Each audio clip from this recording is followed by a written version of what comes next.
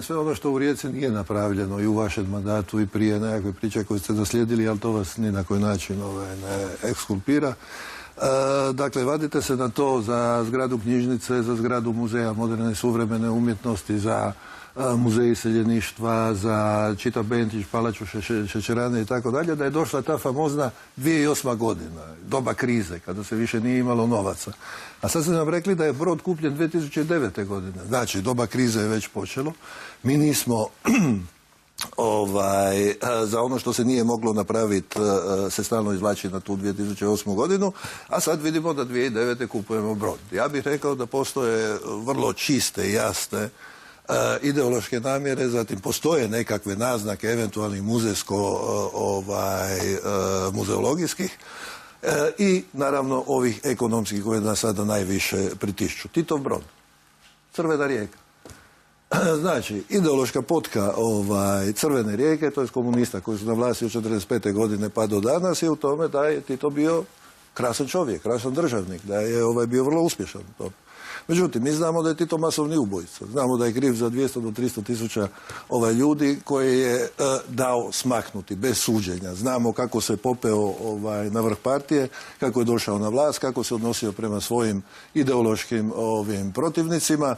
Znamo što se događalo 1945. godine sa ovim križnim putevima i isto tako znamo za Goli otok. Prema tome, moja ideja bi bila da se brod Galeb, koji sad košta, da se potopi ili da se priveže uz Goli otok. I da se onda ispriča jedna priča o ovom ružnom dijelu, a i onom ljepšem.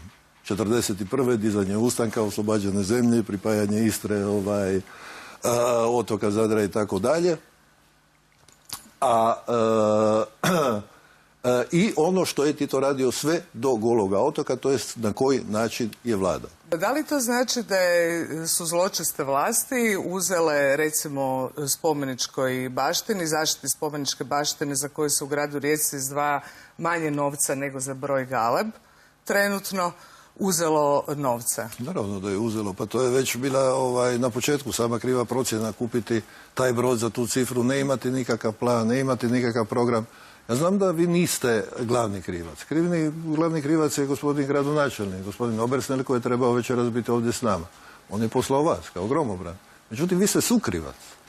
I vi jednostavno morate početi nakon 5. godine, ja sam mislio da ste duže, da vodite duže kulturu grada Rijeke, vi trebate početi razmišljati o svojoj odgovornosti. Vi trebate početi razmišljati o tome da date ostavku. Jer ako ste transmisija gradonačelnika, 1 na 1, ako ni na koji način ne pokušavate pozicije kulture i financijski dovesti u bolju situaciju na sastancima sa gradonačelnikom i svim ostalim koji vode određene resore ili na gradskom vijeću, onda ja ne vidim nikakvog smisla da vi ostajete na tom mjestu. Evo sada ste postavili pitanje, gospodinu Šararu, izvolite. Pa pitanje je potpuno promašeno. Grad Rijeka ima već 3 godine za redom 11 ili više posto budžeta za kulturu od ukupnog budžeta i po tome je uvjerljivo najkulturniji budžetski grad od svih velikih gradova u Hrvatskoj. To su gradovi preko 50.000 stanovnika, tako da nemamo šta pričati o iznosu gradskog budžeta za kulturu. Kako onda objašnjavate da u gradu Rijeci nije izgrađena niti jedna ustanova, odnosno zgrada u kojoj bi se smjestila neke od najvažnijih riječkih ustanova? Mislim na gradsku knjižnicu, muzej moderne i suvremene umjetnosti, muzej grada Rijeke, a to su upravo manje sredine o kojima govorite, Zadar, Šibenik ostvarili.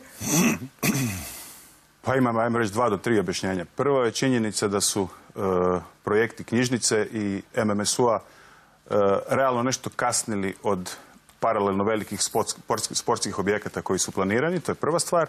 Druga stvar, činjenica je da su oba projekta imali nesreću, projekt knjižnice jer je bio planiran na lokaciji koja je bila opterećena relacijom sa privatnim vlasnikom i oko toga se dosta toga zakompliciralo.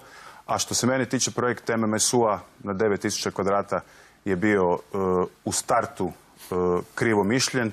Meni osobno je drago što se nije izgradio, jer grad Rijeka bi jako teško podnosio trošak tako velikog infrastrukturnog objekta za tako elitnu ustanovu. Što je onda grad Rijeka napravio? Kako to da je grad Rijeka uspio potrošiti 35 milijuna kuna za svu dokumentaciju i sve ono što je pripremano i za knjižnicu i za zgradu MMSU-a? 35 milijuna, da je neko da vaše mjesto koje je malo spretnije, 35 milijuna kuna kao osnove, je napravio čuda. Tih 35 Vujić, milijuna... nisam gotov. Vujić, ministar kulture, koji je bio, kada je to bilo aktualno, s kime se ja još razgovarao, 97. i 98. godine kada je to počelo. Znači imamo 17-18 godina povijesti preseljenja ondašnje moderne galerije u novu zgradu. Je bio iskren. I on je čak i potpisao ugovor sa gradom Rijekom. Znam. Ali grad Rijeka nije napravio apsolutno ništa po tom pitanju. Ako vi kažete da mi u Rijeci imamo najveći budžet za kulturu, ja ne znam onda šta radi u Zadru, šta radi u Šibeniku. Pa tamo u Zadru nemaju više što obnoviti u gradskoj jezgri. Ali u svakom slučaju to košta. Taj brod. Građane Rijeke. Mene kao građanina Rijeke košta. Ja vam predlažem, budući da imamo najskuplje grijanje u Hrvatskoj, to opet nema nikakve veze. Kako ima, nema veze? Sad ću vam reći kakve ima veze.